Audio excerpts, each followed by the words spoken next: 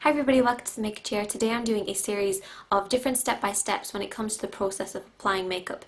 Now the name of this video suggests which step we're at the moment, but if you want to have a look at all the other steps you can check the link up here which will take you to the playlist. Otherwise, just keep watching. So I've already prepped my face and you can check the link if you want to see how to prep your face, but I'm going to talk a little bit about foundation before I actually apply it. So when you're in the drugstore and you're buying your foundations, it's a little bit more difficult than buying it from, you know, a high-end store. Usually if you go into the high-end stores, they're going to help you pick out the right colour for you, but when you're in the drugstore or the supermarket, wherever you decide to buy your foundation, it's a little bit harder. So I do have a few little tips. So I have two foundations here. I have porcelain and I have sand. Now I know from experience that I'm very light skinned, so I always go for the lighter shade and then work my way up, because what you don't want is your foundation to be too dark. Your foundation is only there to kind of blend out your skin and even out your skin tone. The very first thing that you want to take into consideration is your undertone. My undertone is kind of a yellow area. As you can see, it kind of looks a little bit yellow. Now when I say yellow, I don't mean yellow, I mean like in the terms of makeup yellow. Then you also have pink toned, which is not like the pink behind me. It's actually a sort of a pinkish hue that's actually in people's skin, so they also want to blend that with their foundation. And a lot of the lighter shades of foundation and anything that has the word cool in it usually has a little bit of a pinkish tone. Then you have neutral, which kind of has a yellow tone, which is what I'd usually typically go for.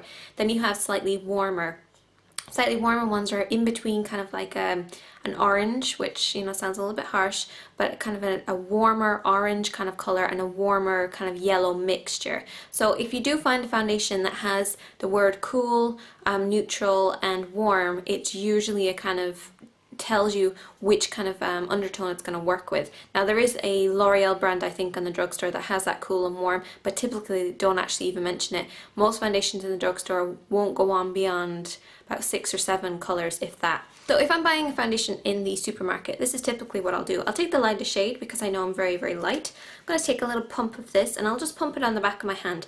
This for two reasons. One, because I get kind of a colour of whether I think this is going to be right for me. I also see how it works with the top of my hand. The top of my hand is typically on the dry side. I have quite dry hands, so it's going to tell if it's going to work with drier skin or if it's going to set matte. So I usually just put a little bit on the top of my hand, really blend it in, because you don't look like that when you have foundation on, you look like this. You really want to blend in your foundation to see if it matches. Now I'm going to leave that set. Usually what I'll do is I'll apply this, I'll go outside, I'll come back maybe the next day if I think it's the right shade, or I'll come back a few hours later and I just want to see if it's going to work. I also take a little bit of the foundation and I work it on my wrist. So I've just blended in some foundation across my wrist. This is for another reason. I blend it across my wrist because not only is this a lighter shade and it usually matches up with my light skin on my face, but it also has my kind of veins running through my hand, and this actually tells me if it's going to work with my undertone. So like the undertones under my eyes are the same as the ones that are running through my hand, and different people have different kind of hues in their actual veins that are running through. Some people have a mixture of like a blue and a green, which would be kind of on the neutral side. I kind of have a blue of a green, but it's more blue. And then some people have kind of a warmer one, which would be mostly a green color. In, and as you can see, it's quite yellow, so it is going to work with my colouring.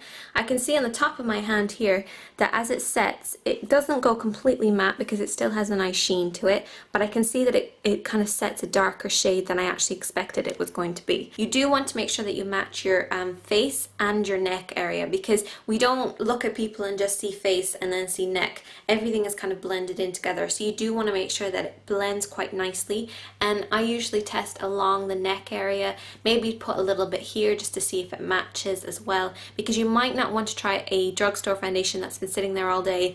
You know, maybe other people have tried it out on your actual face, so you might want to just try a little bit across here or on your neck area, and then you can just kind of cover it with your top if you're a little bit conscious about the different colouring. Then you can check whether it's going to work with your different colouring. So instead of striping it on your face, you could try your neck instead. But I always find that getting the right one usually works if I'm going to test it on the back of my hand and on my wrist. That's usually how I do it.